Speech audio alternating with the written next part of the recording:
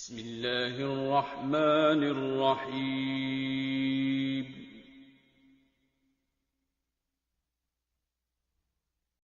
قل أعوذ برب الناس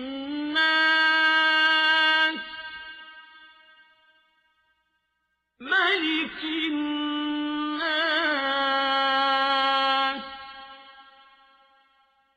إله الناس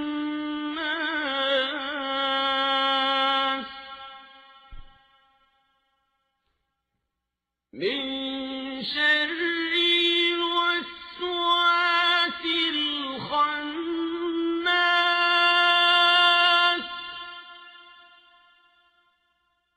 الذي يوسوس في صدور الناس